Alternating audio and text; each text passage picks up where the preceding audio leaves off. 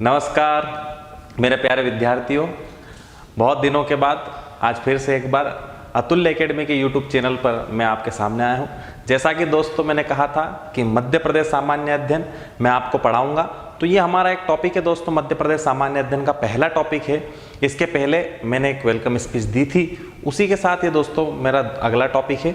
तो इस टॉपिक में हम क्या पढ़ने वाले हैं, ये है मध्य प्रदेश का सबसे महत्वपूर्ण टॉपिक, जिससे हमें पता चलता है कि जिस हम मध्य प्रदेश में, इस मध्य प्रदेश का गठन जो हुआ है वो कब और कैसे हुआ है और इसका क्या इतिहास रहा है। तो मध्य प्रदेश गठन का ये हमारा टॉपिक है दोस्तों। मध्य प्रदेश गठन का एक रोचक इतिहास रहा है। इतिहास क्या रहा है कि मध्य प्रदेश आज जो है वो वर्तमान मध्य प्रदेश कैसे बना, कब बना और कब बना, तो कितने जिले अस्तित्व में आए, कितने संभाग बने, फिर मध्य प्रदेश का पुनर्गठन कैसे हुआ, ये पूरी की पूरी कहानी दोस्तों इस टॉपिक में आपको मिलेगी। तो मैं थोड़ी सी आपको पहले कहानी समझा दूं दोस्तों, कहानी को लिंक करना हो, उसके बाद आपको पूरा डायग्राम मीटिंग में आपको समझाऊंगा दोस्तों। तो फर्स्ट कहानी ये है कि स्वतंत्रता के पहले की अगर हम बात करें तो स्वतंत्रता के पहले भारत संघ में मध्य प्रदेश नाम का राज्य अस्तित्व में नहीं था। यानी कि स्वतंत्रता के पहले राज्य अस्तित्व में नहीं था मध्य प्रदेश। अर्थात पहले की बात करें, स्वतंत्रता से पहले की अगर हम बात करें तो भारत में दोस्तों दो प्रकार की राजनीतिक इकाइयां हुआ करती थी। तो दो प्रकार की जो राजनीतिक इकाइयां थी उसमें एक तो थी देसी रियासत और दूसरी जो थी दोस्तों वो थी ब्रिटिश प्रांत। तो दो प्रकार की रियासतें हुआ करती थी, देसी रियासतें और ब्रिटिश रियासतें। तो जो देसी रियासत थी उन पर ब्रिटिश सरकार का अप्रत्यक्ष नियंत्रण होता था, जबकि जो ब्रिटिश रियासतें होती थी दोस्तों उन पर क्राउन का अधिकार या क्राउन का नियंत्रण होता था। आगे जाके जब भारत देश स्वतंत्र हुआ दोस्तों, तो भारत देश जब स्वतंत्र हो जाएगा 1947 में, उसके बाद क्या होगा, तो उसके बाद इतिहास ये रहेगा कि जो ब्रिटिश रियासतें थी वो स्वतंत्रता के बाद किस में मिला दी जाएगी, भारत संघ में। जबकि जो देसी रियासतें होगी उन देसी रियासतों के लिए दोस्तों एक प्रावधान लाया गया। प्रावधान क्या लाया गया कि जो देसी रियासतें हैं वो स्वतंत्रता के समय चाहे तो अपना विलय भारत संघ में कर दे या अपना विलय पाकिस्तान में कर दे, या वे क्या हो सकती थी, स्वतंत्र। तो तीन प्रकार के प्रावधान लाए गए स्वतंत्रता के समय। तो भारत शासन के 1947 के स्वतंत्रता अधिनियम में प्रावधान लाया गया दोस्तों कि ये जो देसी रियासतें हैं ये तीन प्रकार के प्रावधानों को मान सकती है, किसी एक प्रावधान को मान सकती है। जैसे कि या तो अपना विलय भारत संघ में कर ले देसी रियासतें, या अपना विलय पाकिस्तान में कर ले, या वे स्वतंत्र रह सकती थी। परंतु दोस्तों अगर स्वतंत्र रियासत होती तो भारत संघ का निर्माण नहीं हो सकता था। तब आगे चल के जब 1947 में भारत देश स्वतंत्र हो गया तो कुछ ऐसे भी तथ्य रहे दोस्तों जहां पर एक भारत संघ को निर्मित करने में कुछ अड़चनें आई। जैसे कि तीन रियासतें थी, एक थी जम्मू कश्मीर रियासत, एक जूनागढ़ रियासत और एक हैदराबाद रियासत। तो इन तीन रियासतों में दोस्तों जूनागढ़ रियासत, जम्मू कश्मीर रियासत और हैदराबाद रियासत को भी भारत संघ में मिलाया गया। कैसे? जम्मू कश्मीर रियासत को दोस्तों विलय पत्र के माध्यम से भारत संघ में मिला लिया गया, तथा जूनागढ़ रियासत को जनमत संग्रह या आम चुनाव के माध्यम से भारत संघ में मिला लिया गया। और जो हैदराबाद रियासत थी, इस हैदराबाद रियासत को कानूनी कार्यवाही के तहत, पुलिस कार्यवाही के तहत दोस्तों किसमें शामिल कर लिया गया, भारत संघ में। इस प्रकार जवाहरलाल नेहरू, सरदार वल्लभ भाई पटेल और अन्य जितने भी इस समय के तत्कालीन जो नेता थे या जो बुद्धिजीवी लोग थे, इन्होंने भारत का एकीकरण किया। भारत का एकीकरण होने के बाद दोस्तों आगे क्या हुआ, तो भारत एकीकरण होने के बाद संपूर्ण भारत को चार भागों में बांट दिया गया। लेकिन मैंने आपको बताया कि 1947 के पहले या 1947 के समय भी मध्य प्रदेश राज्य नहीं था, लेकिन आज की भौगोलिक स्थिति के आधार पर उस समय मध्य प्रदेश कितने पार्टों में बट गया था, 3। लेकिन भारत कितने पार्टों में बटा दोस्तों, 4। तो यहां तक की कहानी थी। अब मध्य प्रदेश का गठन कैसे होगा, तो मध्य प्रदेश गठन कैसे होगा दोस्तों, ये मैं आपको आगे बोर्ड के माध्यम से समझाता हूं। तो मध्य प्रदेश जो है 3 पार्टों में बट गया था। अब मध्य प्रदेश 3 पार्टों में बटा, उसकी क्या कहानी थी, ये सब कहानी मैं आपको विस्तार समझाता हूं। तो जो मैंने कहानी बताई है दोस्तों आपको, उसको थोड़ा सा मैं आपको बोर्ड पर समझा देता हूं। कैसे, देखिए, मैंने कहा कि भारत राजनीतिक पटल यानी राज्यों का गठन का एक कैसा इतिहास रहा है, रोचक। यानी जो हमारा मध्य प्रदेश बना हो या भारत का कोई भी राज्य बना हो, उसका एक रोचक इतिहास रहा है शुरू से लगा के वर्तमान तक। फिर हम कहें आजादी के समय या आजादी के पहले हमारे यहाँ कैसी राजनीतिक इकाइयां हुआ करती थी। दो, मैंने अभी आपको कहानी के माध्यम से समझाया कि 2 प्रकार की राजनीतिक इकाइयां हुआ करती थी। उसमें एक तो हुआ करती थी पहली ब्रिटिश भारत, जिसमें स्पष्ट रूप से किसका शासन होता था, क्राउन, क्राउन यानी राजा का, रानी का। तो क्राउन का शासन हुआ करता था ब्रिटिश भारत रियासतों पर। परंतु दूसरी होती थी देसी रियासतें। देसी रियासतें वे रियासतें जिन पर अप्रत्यक्ष रूप से ब्रिटिश सदन या ब्रिटिश संसद का नियंत्रण होता था। यहां पर राजा महाराजाओं का शासन था दोस्तों, परंतु राजा महाराजाओं पर भी अप्रत्यक्ष रूप से किसका शासन था, ब्रिटिश संसद का। यहां तक क्लियर है। फिर मैंने आपको समझाया था कि जब 1947 का भारत शासन अधिनियम लाया गया, तो इसके माध्यम से यह प्रावधान लाया गया, मैंने कहा कि यह नियम लाया गया कि जो भी रियासतें हैं, जब आजाद हो रहे थे, भारत देश आजाद हो रहा था, भारत पाकिस्तान का बंटवारा होता, उस समय यह फाइनल किया गया कि अगर रियासतें चाहे तो कितने विकल्प ले सकती है, 3 में से कोई एक। तो 3 विकल्प दिए गए, या तो भारत संघ में शामिल हो जाए, अगर भारत संघ में शामिल नहीं होना चाहती है तो पाकिस्तान में शामिल हो जाए, पाकिस्तान में भी ना शामिल होना चाहे तो वह अपना स्वतंत्र अस्तित्व बनाए रख सकती है, अर्थात वे स्वतंत्र रह सकती है। यहां तक समझ में आ रहा है। आगे कहानी क्या होगी दोस्तों कि जब भारत देश स्वतंत्र हो गया, ये 3 प्रावधान भी लाए गए, और इन 3 प्रावधानों में से जिस रियासत को जैसा लगा उसने इसमें से कोई एक विकल्प चुन लिया। लेकिन अधिकतर जो रियासतें थी उन्होंने अपना विलय कहां कर लिया, भारत संघ में। परंतु मैंने आपको समझाया है, जो 3 रियासतें थी, जम्मू कश्मीर, हैदराबाद और जूनागढ़, इन 3 रियासतों ने विलय स्वीकार नहीं किया था। तो आगे जाके सरदार वल्लभ भाई पटेल ने अपने स्तर से इन तीनों रियासतों का एकीकरण करवाया। कैसे, ये पूछा जा सकता है, किस रियासत को किस प्रकार से विलय करवाया। तो 3 रियासतें देखो कौन कौन सी, कि अधिकतर जो देसी रियासत थी वो तो भारतीय संघ में आ चुकी थी, परंतु जम्मू कश्मीर, जूनागढ़, हैदराबाद 3 रियासतें जो भारत में विलय नहीं हो रही थी, परंतु आगे भविष्य में कालांतर में जाके इन्होंने भी विलय किया। पर किस प्रकार से, जो जम्मू कश्मीर रियासत थी वो विलय पत्र समझते हो, हस्ताक्षर एक विलय पत्र प्रारूप तैयार किया गया, और विलय पत्र के माध्यम से इसे जवाहरलाल नेहरू ने विलय पत्र को एक्सेप्ट किया, उस समय प्रधानमंत्री थे, और विलय पत्र के माध्यम से जम्मू कश्मीर को एक रियासत को किसमें शामिल कर लिया, भारतीय संघ में।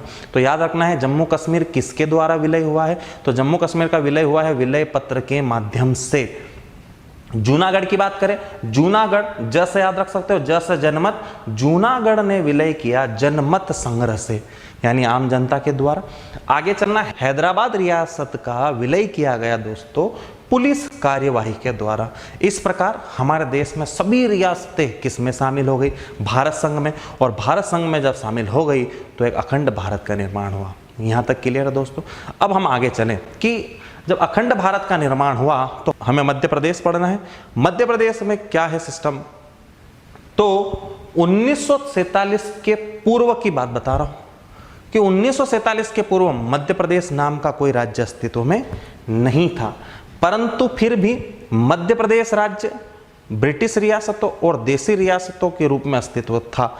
मध्य प्रदेश नामक राज्य का अस्तित्व नहीं था। फिर बता रहा हूं कि 1947 के पहले, स्वतंत्रता के पहले भारत में मध्य प्रदेश नाम का कोई राज्य नहीं था। लिखा हो देखो दोस्तों, स्वतंत्रता के पूर्व मध्य प्रदेश नाम का कोई राज्य अस्तित्व में नहीं था, परंतु सेंट्रल प्रोविंस शहर बरार ब्रिटिश प्रांत हुआ करता था, जिसकी सीमाएं वर्तमान मध्य प्रदेश से भिन्न हुआ करती थी। हालांकि मध्य प्रदेश को पहले सेंट्रल प्रोविंस एंड बरार के नाम से जाना जाता था, यानी केंद्रीय प्रांत एवं बरार के नाम से जाना जाता था।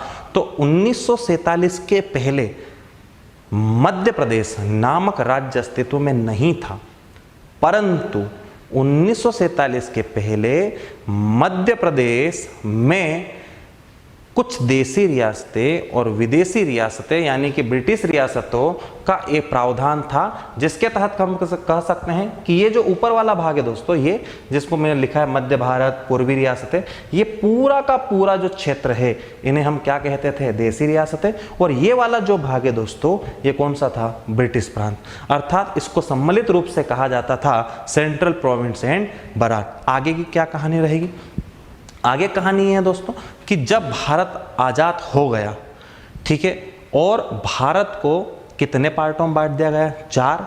उसी समय की हम बात देखें तो भारत तो 4 पार्टों में बट चुका था, परंतु मध्य प्रदेश कितने पार्टों में बटा, 3। कैसे, यहां से एक्चुअल कहानी स्टार्ट होगी दोस्तों, यहां से हम मध्य प्रदेश के गठन को व्यवस्थित रूप से देखेंगे। अभी तक कहानी थी 1947 से 1956 तक की कुछ इस प्रकार से स्थिति थी मध्य प्रदेश की। मध्य प्रदेश जो है दोस्तों 1947 से 1956 तक कितने पार्टों में बटा होगा, 3। कितने पार्टों में, 3। कैसे, ए पार्ट था, बी पार्ट था और सी पार्ट था। ए जो पार्ट है उसे कहा गया central province and Berar, B part को कहा गया मध्य भारत प्रांत और सी पार्ट को कहा गया विंध्य प्रांत। सेंट्रल प्रोविंस ये वाला जो क्षेत्र है, इस सेंट्रल प्रोविंस एंड बरार यानी केंद्रीय प्रांत एंड बरार की राजधानी नागपुर रखी गई। साथ ही साथ बी पार्ट यानी मध्य भारत प्रांत की राजधानी इंदौर और एक राजधानी ग्वालियर रखी गई। 6 माह इंदौर राजधानी होती थी तो 6 माह ग्वालियर राजधानी होती थी। और सी पार्ट की राजधानी यानी विंध्य प्रांत की राजधानी क्या थी, रीवा। क्लियर है यहां तक। अब आपसे क्वेश्चन पूछा जाएगा कि जब भारत देश स्वतंत्र हुआ तब मध्य प्रदेश कितने पार्टों में बटा होगा, आंसर है 3। कितने पार्ट थे भारत के, 4। कौन कौन से पार्ट मध्य प्रदेश प्रांत में शामिल हुए थे, तो उस समय जब मध्य प्रदेश नहीं बना था तो मध्य प्रदेश कितने पार्टों में विभक्त हुआ होगा, 3, ए बी सी। ए का नाम central province and Berar, B का नाम मध्य भारत प्रांत, सी का नाम विंध्य प्रांत। ए की राजधानी नागपुर जो पहले मध्य प्रदेश की राजधानी हुआ करती थी, बी की राजधानी 2 है इंदौर और ग्वालियर जो 6 माह के लिए राजधानी हुआ करती थी, और विंध्य प्रांत की राजधानी हुआ करती थी दोस्तों रीवा। इसी की बात करें, यहीं में एक बीच में कौन सी रियासत है, भोपाल प्रांत। सबका एक एक करके मैं ब्यौरा बता देता हूं दोस्तों। जो ए पार्ट है इसके बारे में कुछ डिटेल है कि ए पार्ट में क्या क्या शामिल था, बी पार्ट में कौन कौन सी रियासतें शामिल हुई, सी पार्ट में कौन कौन सी रियासतें शामिल हुई, ए पार्ट के मुख्यमंत्री कौन थे, बी के मुख्यमंत्री कौन थे, सी के मुख्यमंत्री कौन थे, ये मैं आपको आगे बता देता हूं। तो आगे चलना है दोस्तों, यहां तक क्लियर हो रहा है। आगे कहानी यह है कि अभी जस्ट मैंने पढ़ा है सेंट्रल प्रोविंस एंड बरार यानी कि कौन सा प्रांत, ए। थोड़ा और पीछे ले जाता हूं, वापस समझा देता हूं मैप में। ए प्रांत कहां पर है, ये ए पार्ट है, ठीक है दोस्तों। ये ए पार्ट में क्या क्या शामिल था इसको मैं आपको आगे लेके चलता हूं। तो सेंट्रल प्रोविंस एंड बरार ए श्रेणी, जिसमें क्या क्या क्षेत्र आते थे। आज का जो छत्तीसगढ़ है, छत्तीसगढ़, महाकौशल क्षेत्र, विदर्भ क्षेत्र, ये पूरा क्षेत्र मिलकर क्या बना था, सेंट्रल प्रोविंस एंड बरार, जिसकी राजधानी क्या थी, नागपुर। और इस सेंट्रल प्रोविंस एंड बरार के पहले जो मुख्यमंत्री थे वो थे पंडित रविशंकर शुक्ल, जो कि आगे जाके मध्य प्रदेश के क्या बनेंगे, प्रथम मुख्यमंत्री। यहां तक क्लियर है दोस्तों। तो क्वेश्चन आएगा कि जो ए पार्ट था, ए पार्ट यानी कि सेंट्रल प्रोविंस एंड बरार, वो किन किन से मिलके बना था, तो आपको बताना है छत्तीसगढ़, महाकौशल क्षेत्र, विदर्भ क्षेत्र, इसकी राजधानी क्या थी, नागपुर। इसके मुख्यमंत्री उस समय कौन थे, पंडित रविशंकर शुक्ल। पंडित रविशंकर शुक्ल कौन थे, मध्य प्रदेश यानी जो अस्तित्व मध्य प्रदेश था, उस अस्तित्व वाले मध्य प्रदेश के प्रथम मुख्यमंत्री पंडित रविशंकर शुक्ल थे। अब आगे चलते हैं, बी पार्टी की बात करें। बी जो पार्ट है उसका नाम रखा गया मध्य भारत प्रांत। मध्य भारत प्रांत में शामिल था पश्चिमी मध्य प्रदेश, पश्चिमी मध्य प्रदेश, और उसी के अंतर्गत पश्चिम मध्य प्रदेश के अंतर्गत आता है मालवा और आपका उत्तरी मध्य प्रदेश। तो मालवा और उत्तरी मध्य प्रदेश जो है दोस्तों, उसी को पश्चिमी मध्य प्रदेश कहा गया, जो कि मध्य भारत प्रांत का ही भाग था, जिससे मध्य भारत प्रांत बना। इस मध्य भारत प्रांत की बात करें तो मध्य भारत प्रांत आपको मैप के थ्रू दिखा देता हूं वापस एक बार फिर दोस्तों। तो मध्य भारत प्रांत कहां पर है, ये हमारा पूरा मध्य भारत प्रांत है। मध्य भारत प्रांत यानी बी पार्ट, राजधानी इंदौर और क्या थी, ग्वालियर, जो कि कितने कितने माह के काम करती थी, 6। तो मध्य भारत प्रांत में 6 माह के लिए राजधानी क्या थी? ग्वालियर। तो ग्वालियर राजधानी कैसी राजधानी थी? शीतकालीन। जब ठंडी का समय होता था तो राजधानी क्या थी? ग्वालियर। और 6 माह कौन सी? इंदौर। इंदौर कैसी राजधानी थी? ग्रीष्मकालीन। इस बी पार्ट के मुख्यमंत्री कौन थे? लीलाधर सेठ। और इसी के राज्यपाल थे तख्तमल जैन। आगे चले दोस्तों, तो नोट याद रखना है, 28 मई 1948 को भारतीय संघ में मिला लिया गया था। किस प्रांत को? बी को। क्लियर है दोस्तों यहां तक? आगे चलें, अगला जो हमारा पार्ट है वो है सी पार्ट। हम सी पार्ट को देख लेते हैं दोस्तों। सी पार्ट में क्या क्या प्रावधान रहेगा? तो जो सी पार्ट था, सी पार्ट में थोड़ा सा इतिहास है। जैसे सी पार्ट में 2 बड़ी रियासतें हुआ करती थी, बुंदेलखंड और बघेलखंड रियासत। बुंदेलखंड बघेल रियासत में ऐसा है दोस्तों कि जब सी पार्ट का निर्माण किया जा रहा था तो बड़ी 2 रियासतें हैं, बुंदेलखंड बघेलखंड, इनको मिलाया गया। परंतु 1950 में कहा जाता है कि सी पार्ट का निर्माण किया गया था, इसे भारत संघ में मिलाया गया था। यहाँ एक रियासत थी बुंदेलखंड, एक थी बघेलखंड। तो सी पार्ट की राजधानी बनी थी रीवा। ठीक है, अब यहाँ का क्या इतिहास है दोस्तों देख लेते हैं, फटाफट देखिए कि सी पार्ट बुंदेलखंड बघेलखंड से बना है, राजधानी बनी है रीवा, प्रथम मुख्यमंत्री है शंभुनाथ शुक्ल। तो विशेष याद रखना है, विंध्य प्रदेश 1 जनवरी 1950 को किसमें शामिल हुआ? भारतीय संघ में शामिल हुआ। तो भारतीय संघ में शामिल होने की अगर डेट पूछ ले तो विंध्य जो है प्रांत आपका ये शामिल हुआ था 1 जनवरी 1950 को भारतीय संघ में। भारतीय संघ में शामिल करने के दौरान रीवा रियासत के राजा हुआ करते थे मार्तंड सिंह, जिन्हें राजा प्रमुख बनाया गया था। इसके बाद दोस्तों 1950 में 1950 से 1952 के बीच की हम बात करें तो कैप्टन अवधेश प्रताप सिंह थे, जिन्होंने बघेलखंड में अपना मंत्रिमंडल नियुक्त किया था। वहीं कामता प्रसाद सक्सेना थे, जिन्होंने बुंदेलखंड में अपना मंत्रिमंडल का गठन कर लिया। तो 1950 से 1952 के बीच की आपको मैं कहानी बता दूं दोस्तों कि कुछ हुआ यूं कि ए पार्ट के तो मुख्यमंत्री मैंने आपको बता दिए, पंडित रविशंकर शुक्ल थे। बी पार्ट के मुख्यमंत्री कौन थे? लीलाधर सेठ। और सी पार्ट के मुख्यमंत्री भी कोई ना कोई एक व्यक्ति होता। लेकिन बुंदेलखंड और बघेलखंड दोनों अलग अलग जगह क्या बन गया? मंत्रिमंडल। बुंदेलखंड में अपना मंत्रिमंडल गठित कर लिए और अलग बघेलखंड में अपना अलग मंत्रिमंडल गठित हो गया, जिसके कारण दोनों रियासतों के प्रमुख अलग हो गए। इस कंडीशन में दोस्तों 1950 से लेकर 1952 तक बघेलखंड और बुंदेलखंड में अलग अलग मंत्रिमंडल रहा, परंतु सी पार्ट के राज प्रमुख नियुक्त किए गए राजा मार्तंड सिंह।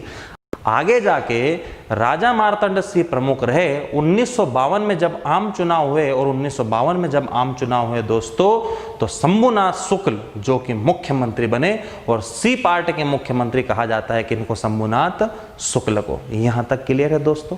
आगे चले, आगे की क्या कहानी है? तो आगे कहानी है दोस्तों सबसे इंपॉर्टेंट, सब इंस्पेक्टर में पूछा गया था 2017 में एक क्वेश्चन यहां से भोपाल स्टेट से कि भोपाल स्टेट क्या है। तो दोस्तों भोपाल एक स्वतंत्र रियासत हुआ करती थी। भोपाल एक स्वतंत्र रियासत थी, तो भोपाल रियासत को स्वतंत्र रखा गया था। नवाबों की रियासत है, नवाबों की रियासत होने के साथ साथ इसे एक स्वतंत्र रियासत का दर्जा मिला था। परंतु कालांतर में जाके भोपाल रियासत ने भी अपना विलय भारत संघ में किया था, परंतु कुछ समय बाद किया। 1947 में ना करते हुए 2 साल बाद किया, 1949 में किया। 1 जून 1949 को लास्ट जो नवाब थे भोपाल रियासत के वो थे हमीदुल्ला खान, और हमीदुल्ला खान ने 1 जून 1949, डेट याद कर लो, सब इंस्पेक्टर में पूछी गई थी, 1 जून 1949 को भोपाल रियासत को हमीदुल्ला खान ने सी पार्ट में मिलाया था। क्लियर है? तो भोपाल रियासत जो है उसके प्रमुख थे, उसके प्रमुख कौन थे? यार, यानी कि प्रथम जो नवाब थे वो थे यार मोहम्मद खान। आगे चले, पूछ ले भोपाल को किसने बसाया था? तो भोपाल को बसाया था दोस्त मोहम्मद खान ने। तो भोपाल के प्रथम नवाब हो गए यार मोहम्मद खान। अंतिम नवाब थे हमीदुल्ला खान या हमीदरुल्ला खान। और यहाँ जब हमीदुल्ला खान ने इस भोपाल रियासत को मिला दिया 1 जून 1949 को सी पार्ट में, याद रखना पूछे भोपाल रियासत कैसी रियासत थी? स्वतंत्र। भोपाल रियासत को किसमें मिलाया गया? सी पार्ट में। भोपाल रियासत के प्रथम नवाब कौन थे? यार मोहम्मद खान। भोपाल रियासत को मिलाया किसने? हमीदुल्लाह खान ने। कब मिलाया? 1 जून 1949 को। आगे चले, भोपाल रियासत को जब मिला दिया गया तो भोपाल रियासत की राजधानी क्या बनी? भोपाल ही बनी। भोपाल रियासत को पूछे कब मिला 1 जून 1949 को, तो मुख्यमंत्री कौन बने? तो ये क्वेश्चन कांस्टेबल में पूछा गया है कि शंकर दयाल शर्मा कहाँ के हैं? शंकर दयाल शर्मा कहाँ के हैं? भोपाल के। शंकर दयाल शर्मा को भोपाल रियासत का या भोपाल स्टेट का क्या बनाया गया दोस्तों? मुख्यमंत्री। यहां तक क्लियर है? आगे चले, आगे चलना है दोस्तों। नेक्स्ट हमारा टॉपिक क्या है? राजनीतिक परिवर्तन एवं राज्यों का पुनर्गठन। तो राजनीतिक परिवर्तन और राज्यों का पुनर्गठन हमारा अगला टॉपिक है।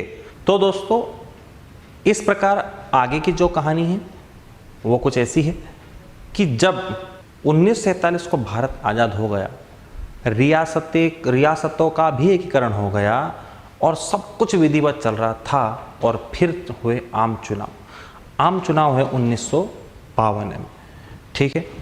तत्पश्चात दोस्तों हमारे देश में भाषाई आधार पर पहली बार 1953 में आवाज़ उठी आंध्र प्रदेश राज्य से कि आंध्र प्रदेश को राज्य बनाने के लिए, सिर्फ कहानी बता रहा हूँ आपको, पूरा बोर्ड पर समझा दूंगा, कि आंध्र प्रदेश को 1953 में भाषाई आधार पर राज्य बनाने के लिए मांग की गई। तो भारत सरकार द्वारा दोस्तों 1 अक्टूबर 1953 को भाषाई आधार पर आंध्र प्रदेश राज्य का गठन कर दिया गया। अब गठन कैसे हुआ इसकी थोड़ी सी कहानी है, कहानी समझा देता हूँ कि हुआ यूँ कि तेलुगु भाषा के आधार पर मद्रास से अलग कर आंध्र प्रदेश राज्य का गठन हुआ। तो यहाँ भाषाई आधार पर लोगों ने मांग की कि हमें राज्य का दर्जा दिया जाए। तो सरकार ने राज्य का दर्जा देने के लिए त्रिपक्षीय या 3 पक्षीय समिति बनाई, जिसमें 3 व्यक्ति तो प्रमुख थे, जवाहरलाल नेहरू, वल्लभ भाई पटेल और पट्टाभी सीतारामैया, जिसको जेवीपी समिति के नाम से भी जाना जाता है। इस जेवीपी समिति ने दोस्तों आंध्र प्रदेश को राज्य बनाने से इनकार कर दिया। तत्पश्चात यहाँ जो आंदोलन हो रहा था राज्य बनाने के लिए, जनसंग्रह आंदोलन हो रहा था, वह हिंसक हो गया। और इस हिंसक आंदोलन के ही दौरान दोस्तों आंदोलन के जो प्रमुख थे पोटी श्रीरामालू, उनकी मृत्यु हो गई और वे अनशन पर बैठे थे। और अनशन के दौरान जब पोटी श्रीरामालू की मृत्यु हो गई तो ये जो जनसंग्रह आंदोलन जो बिना हिंसा के चल रहा था वो और हिंसात्मक हो गया।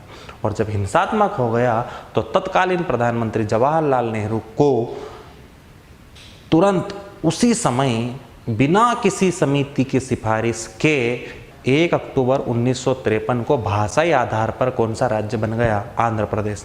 तो आगे क्या होगा? जब एक राज्य बन गया भाषा के आधार पर तो तीव्र गति से मांग बढ़ने लगी राज्यों की। तो भाषाई आधार पर राज्यों ने मांग की